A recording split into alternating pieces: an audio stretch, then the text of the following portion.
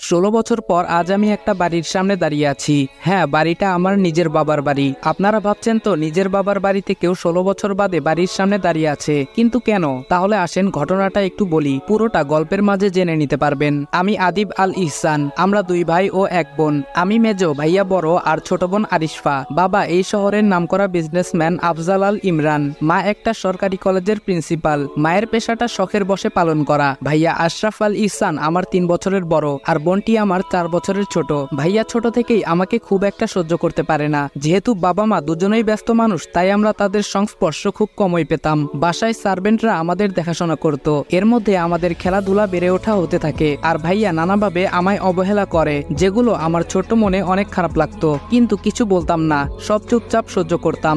আমার এই চুপ করে সহ্য করাটা ভাইয়া আমার দুর্বলতা ভেবে নেয় আর বাবা মায়ের কাছ থেকে আমায় নানাভাবে বকা খাওয়াতে শুরু করে। একদিন খেলার মাঝে ছোট বোন আরু ভাইয়ার কারণে ব্যথা পায়, কিন্তু ভাইয়া বাবা মা আসার পর দোষটা আমার ঘাড়ে চাপায়। যেহেতু আরুর আঘাতটা বেশি ছিল, তাই বাবা মা আমার উপর অনেক রেগে যায়। আমার কোনো কথাই না শুনে বাবা আমাকে অনেক মারে, আর মা উনি সামনে থেকে সবটা দৃশ্য দেখতে থাকে। মারা শেষ হলে উনারা আবার আরুকে নিয়ে ব্যস্ত হয়ে যায়, আর ভাইয়া সে আমার দিকে তাকিয়ে মুচকি হেসে চলে যায়। সেদিন আমার খুব রাগ হয়, রাগ করে বাসা থেকে বেরিয়ে যাই। আর আজকে আবার 16 বছর পর বাড়ির সদর দরজার সামনে দাঁড়িয়ে আছি, তবে বাড়ির ছেলে হিসেবে নয়। 2 মাসের জন্য এই বাড়ির একটা ঘর ভাড়া নিয়েছি।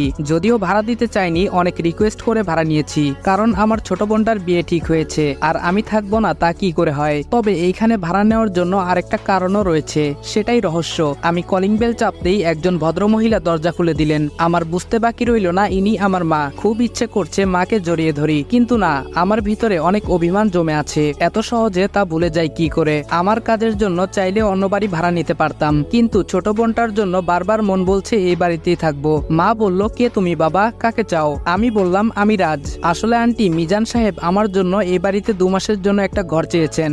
মা বলল, ও আচ্ছা, ভেতরে এসো। ভেতর থেকে একটা মেয়ে বলল, খালামণি এই ছেলেটাকে। মা বলল, কে এই ছেলেটা? ও আমাদের বাড়িতে 2 মাসের জন্য থাকবে। বুঝতে পারলাম উনি আমার খালাতো বোন, ঈশিতা জামান ঈশি। ভ্রু কুচকে আমার দিকে তাকিয়ে কোথায় যেন চলে গেল। উনার পরিচয়টা একটু দিয়ে নেই, উনি আমার খালামণির মেয়ে ঈশিতা জামান। আমি যখন এই বাড়িতে ছিলাম তখন খালামণিরা আমেরিকায় ছিলেন, কখন দেশে এসেছেন কে জানে। যাই হোক, বাদ দিন, আমরা সামনে এগোই। মা বলল, আরু, এই আরু। আরু বলল, বলো আম্মু। আম্মু বলল, এই যে ওর নাম রাজ, 2 মাস আমাদের বাড়িতে থাকবে, ওকে ওর ঘরটা দেখিয়ে দিয়ে আয়। আরুও আমার দিকে ভ্রু কুচকে তাকিয়ে আছে। বুঝলাম না আমি কি এলিয়েন নাকি। আরু বলল, চলুন ভাইয়া, 2 তলার বিশাল রুমে আমার থাকার ব্যবস্থা করা হয়েছে। আরু বলল, এটাই আপনার রুম, থাকুন, আমি গেলাম। আমি বললাম, আচ্ছা। রুমটা ঘুরে দেখতে লাগলাম। রুমটা আমার না। অনেক ইচ্ছা হচ্ছিল নিজের রুমটায় যাওয়ার, কিন্তু সেটা তো সম্ভব না। বসে